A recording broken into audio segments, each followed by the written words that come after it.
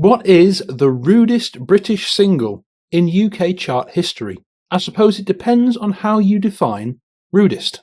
If we were to say what was the bawdiest, naughtiest British song to enter the charts, it would probably be the Winkers song Misprint from 1978.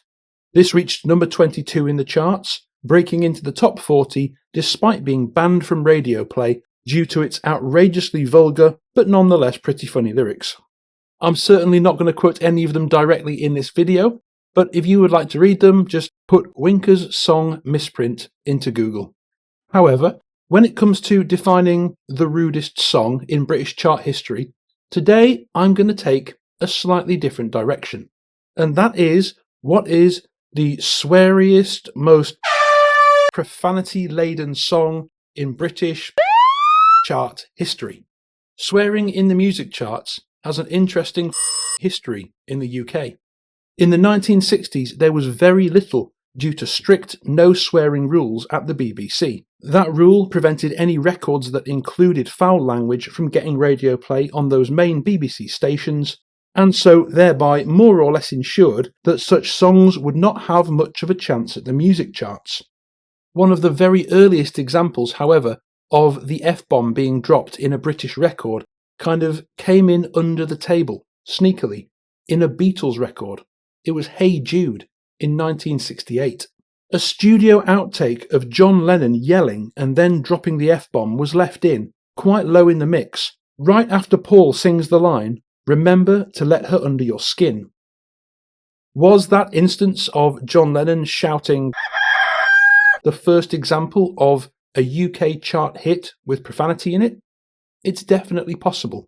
One of the earliest instances in the 1970s was John Lennon once again, this time in his solo career, in the song Working Class Hero. Also in the 1970s, however, of course, the Pistols arrived, who swore on live TV and had incredibly aggressive and foul-mouthed music on their 1977 album. Really, in my opinion, it seems to be the Pistols who truly broke that taboo completely. But the record that takes the biscuit, of course, came out in the 1990s. And, perhaps surprisingly, the sweariest British chart hit of all time didn't come from the streets of northern England, but rather from Wales. During the rock and roll indie heyday of the 1990s, Wales was an absolute powerhouse.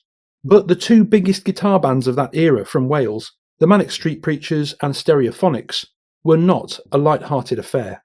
They really were quite serious bands compared to the English scene, with neither band particularly averse to singing about some very grim, dark, depressing subjects. There was a different Welsh band of the era, however, that was a little more silly and kooky, and they were called Super Furry Animals, a Creation Records signing, discovered, just like Oasis, by Alan McGee. They're a really fun band. They've got loads of songs I like. There's one called Ice Hockey Hair that's a particular favourite of mine, but that's not the one that got them into the record books. The song, which, for the sake of staying on the right side of YouTube's profanity filter, I will call The Man Don't Give an F, was intended to be a B-side to their single If You Don't Want Me to Destroy You. But they weren't able to put it out on that single because they couldn't get a sample cleared in time. That sample was from a Steely Dan song called Showbiz Kids from their 1973 album Countdown to Ecstasy. It's just literally the one line, "You know they don't give a about anybody else." And the Super Furry Animals just took that line and repeated it over and over and over as the chorus to their song. Frontman Gruff said this: "Our drummer came across the sample of Steely Dan's Showbiz Kids, and it's not an obvious sample at all. And initially, Steely Dan seemed to give us the all-clear to use the sample. Walter Becker agreed, and then Donald Fagen agreed. But then, we got a letter from Donald Fagen's lawyer saying that he didn't think that Donald Fagen was in the right state of mind to be making decisions about his music. So we weren't allowed to release it. We then had to cut a song called Guacamole in a hurry for the B-side. And then we got a letter from Donald Fagen's lawyer saying that he was now convinced that he was in the right state of mind.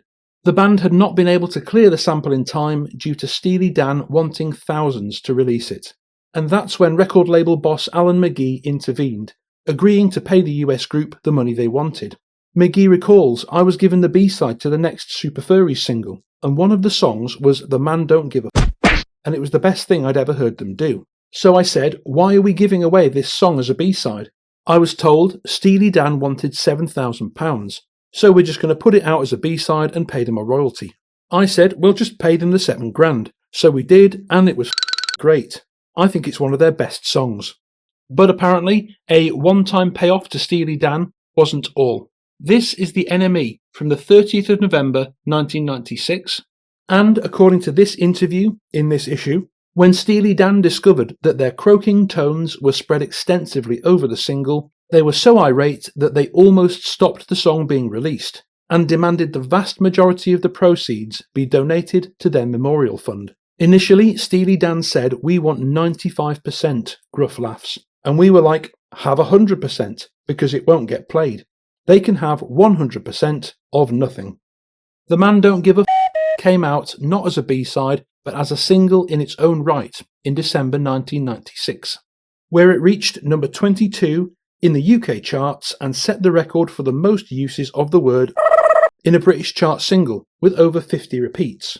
But then, in 1999, the Insane Clown Posse released a song called The World, which beat them with 93 occurrences of the word. But then, in 2004, the Super Furry Animals re-released the single, this time as a live EP, and this second release included the super extended 20-minute live version. And I don't know how clearly you can see this on camera, but I sat down with pencil and paper and went through the whole track and made a tally of every single time they said the word. And they did indeed take back their crown, beating the Insane Clown Posse by 1.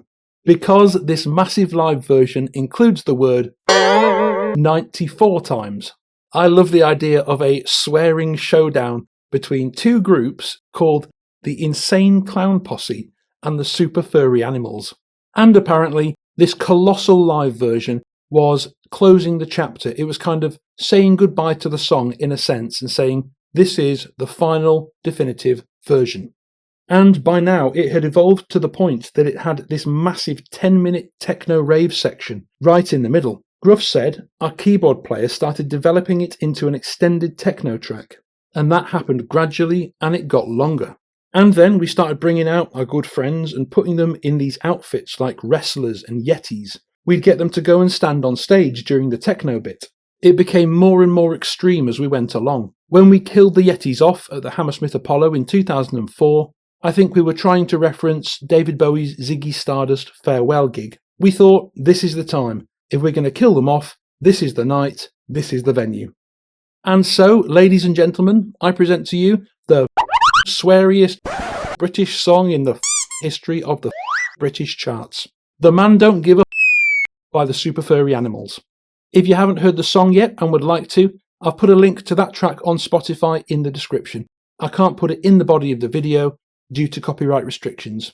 Let me know down in the comments below if you would have a different candidate for the rudest or sweariest British song in UK chart history. Thank you so much for watching, and as always, I'll see you next time. And as always, a massive thank you to all my supporters on Patreon. And if you would be interested in being credited at the end of videos, of getting access to exclusive Patreon-only bonus content, including my long-lost guitar course, How to Play Guitar Fast, the link is down in the description, and hopefully I'll see you inside.